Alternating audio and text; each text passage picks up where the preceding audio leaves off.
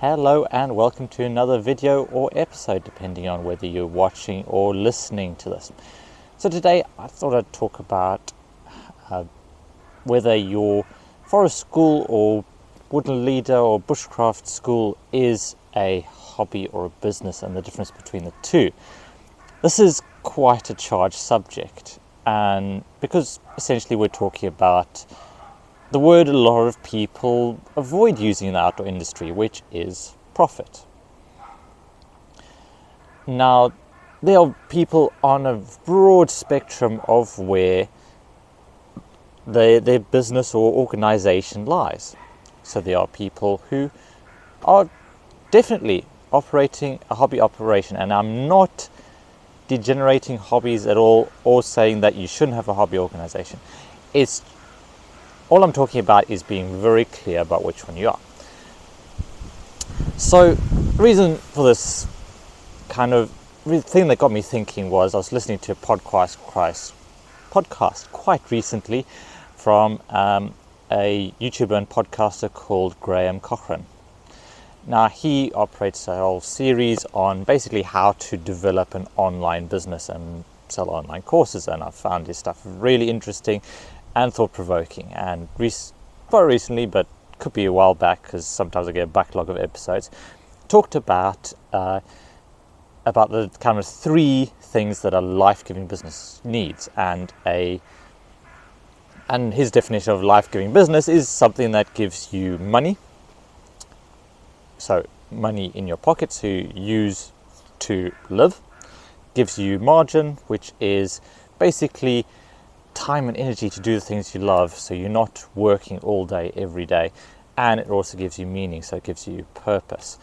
So I will link to his podcast episode and podcast in the description below, whether on a podcast player or YouTube. So it's really well worth going to listen, give it a listen. He's got some really interesting stuff, so thoroughly recommend his podcast. But the thing is, it got me thinking. He said, basically the gist of it was, okay, you need all those three. And that if you are missing one, then that's something you should focus on. So if you are in a job that gives you money, but doesn't actually give you the time to enjoy it, or a feeling of purpose, it's like you're just going along to get along, then that's well worth changing. It's well worth seeing where you can shift, whether you can do a Tim Ferriss and do a 4-hour work week and reduce the number of hours you do, or work from home more often so you have opportunities to take a walk, to sit in the back garden with a book over your lunch break instead of sitting in a cubicle. There's ways of shifting that, and then of course finding meaning may well mean a job change, may well mean a shift within an organization and finding something that aligns with your values. But it got me to thinking something that has been going around in my mind as well. And a lot of the times when I'm speaking to you, I'm also speaking to myself, because these are problems that I'm struggling with as well. Is what I'm operating currently now a hobby or a business? Now, the way I would define that is that a business's purpose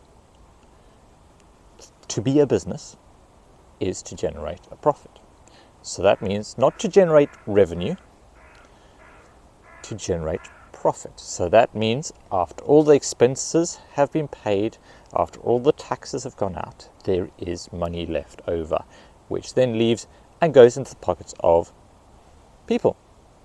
And whether we like that or not, that is the way our society is set up. We have to exchange money for food, for shelter, for transportation, for nice equipment, so we can continue doing the sessions we do.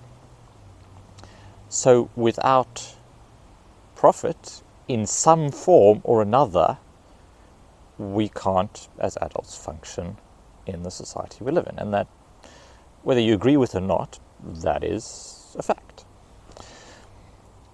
So if by definition, if you are not generating profit, then you're either heading rapidly towards either burnout or bankruptcy or both, or you have another source of income, whether it's a spouse or investments, retirement, pension, whatever, you have another source of income. So in other words, you are then choosing to do this, to do forest school, to do bushcraft, to do this project. It is, therefore, in my categorization, more of a hobby. And that, not saying there's anything wrong with that. I think giving back, if you have enough, giving more of your time for free or for low cost is actually a really worthwhile and meaningful thing to do. Just as providing a service that people value and charging for it and making a profit is also worthwhile and meaningful and contributes. But I think times we need to be, and again, speaking to myself as well, we need to be clear. Okay, is this either this part of business, or the business as a whole, or the organization as a whole? Is it a hobby? Is it philanthropic? Is it there for the greater good but not for my good? These don't have to be mutually exclusive, but in general, am I doing this just because I have other income somewhere else I want to give back? Or am I doing it because we need to work, we need to live? So it's being, and that can shift your thinking. If currently what you're doing is closer to being classified as a hobby, but you are the sole breadwinner in the family, or needs to be the person bringing in a lot more money, then you know that you need to shift it towards business, and you need to start thinking that way. And like I say, profit is not a dirty word.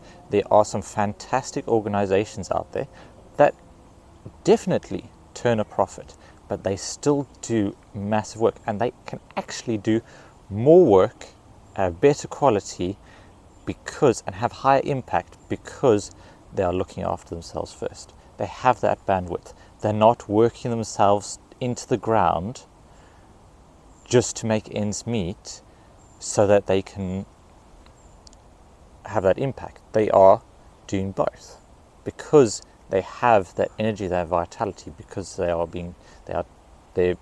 monetary needs are taken care of. They can then push harder, and some of those organizations will have a profit-making arm and a more philanthropic arm, so for greater good, for social benefit. And the reason why they can do the social benefit stuff is because they have the profits stuff. And it's shifting that. I mean, not very many forest school leaders would have any problem with charging a large multinational company a couple of hundred to run a session. But then we make judgments and we start going, okay, well, I'm not going to value my time here. I'm going to charge this much lower rate because I feel like people need it. I think, again, it's that cliche, put on your own oxygen mask first, come back, generate streams of revenue, and then when you have margin and you have more money, then give it back. And that way it becomes a positive feedback loop, because then you enable other people, because you are able to provide, you're able to buy more local, you're able to give away money, you're able to give away money, and that means that other people then have more money, and then we go circular economy if we try and close it. But basically money needs to inject the system. Money is the way that the wheels that turn. So my challenge for you today is to take a good reflective look at yourself and the organization and the work that you do. Is all of the stuff you're doing just because it gives you meaning? That's totally fine. But does it need to be more business? Does it need to be completely business and then later on branch out to hobby and business? Where is your organization at? Where is your own practice at? If you're self-employed, what percentage of things are you doing just because it will bring in more money? Or which things are actually doing both. They're actually delivering social good, but you're also making a profit from. Those are the ones to focus on. So have a good look, have a good reflection, think about it, and then go, okay, do I want to move it in a certain direction? Am I really earning well, but I don't feel like I have enough meaning? Maybe I need to create an offshoot or create a project which is just a hobby, which is just giving back. Or am I really struggling? Do I need to bring in more business? There we go. I hope that's got you thinking. I'd love to know your thoughts on this, on how to move forward. Like I say, there's a lot of things that I'm thinking about right now. How can I bring enough money in so that this remains sustainable for long term, so I can continue giving to the community? So remember, if you are interested in mastering knots, even if you are consider yourself to be awful at them or not a knot person, then have a look at the essential types of knots. I've designed this specifically for people who struggle with knots. There are ways of tying knots that we use kinesthetic, we use rhymes, we use things to remember, we use mnemonics.